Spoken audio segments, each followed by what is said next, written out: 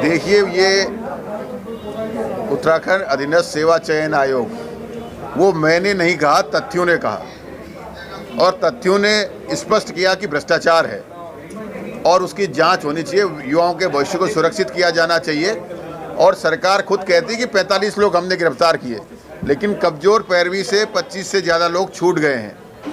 अब यही तथ्य कह रहे हैं कि लोक सेवा आयोग में भी भ्रष्टाचार की जड़ें फैली हुई हैं और हम अधीनस्थ सेवा चयन आयोग की भर्तियों को लोक सेवा आयोग को दे रहे हैं। तो सामने आपके साफ स्पष्ट है, लोक सेवा आयोग की नियमावली कहती है 1 से 5 पद हैं तो उसके सापेक्ष 5 गुने, 6 से 10 हैं तो उसके सापेक्ष 4 गुने, 11 से ज़्यादा हैं तो उसके सापेक्ष 3 गुने लोग बुलाए जाएं।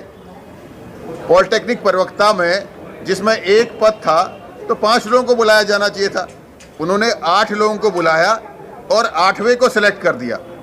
तो साफ भ्रष्टाचार दिख रहा है। अभी एक छात्र ने अपनी कॉपी मांगी है, उस कॉपी में साफ साफ कटिंग दिख रही है, जो कि उनकी नियमावली कहती है कि रीचेकिंग होती नहीं है, रिकाउंटिंग होती है और काट छांट नहीं होनी चाहिए, वो नियम के विरुद्ध है।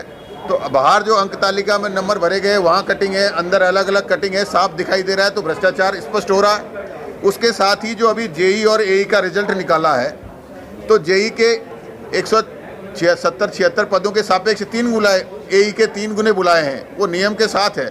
लेकिन जेई के 776 पदों के सापेक्ष 3721 लोग बुला दिए 5 गुने, तो साफ दिख रहा है वो नियम के विरुद्ध है। नियम के विरुद्ध है, अर्थात नीचे के लोगों को जो है शामिल करने की तैयारी है। 100 नंबर का जो है वाइवा है, तो 100 नंबर के इंटरव्यू में बहुत बड़ा हेरफेर हो सकता है, जो कि पॉलिटेक्निक प्रवक्ता में 20 नंबर 25 नंबर ज़्यादा देकर उसे सेलेक्ट किया गया है।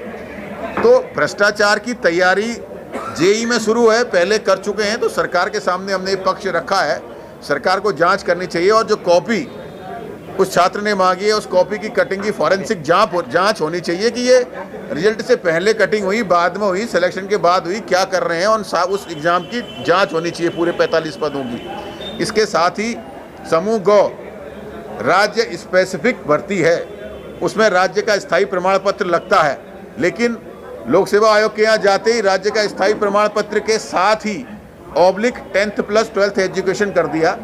तो यहाँ तो उत्तराखंड में 10th 12th पढ़ने के लिए देश भर के लोग आते हैं, तो हमारे उत्तराखंड के युवाओं के अधिकारों पर डाका डलवाने की तैयारी कर रहा है लोक सेवा आयोग। तो सरकार को सख्ती से सिर्फ स्थायी निवास प्रमाण पत्र ही रखना चाहिए।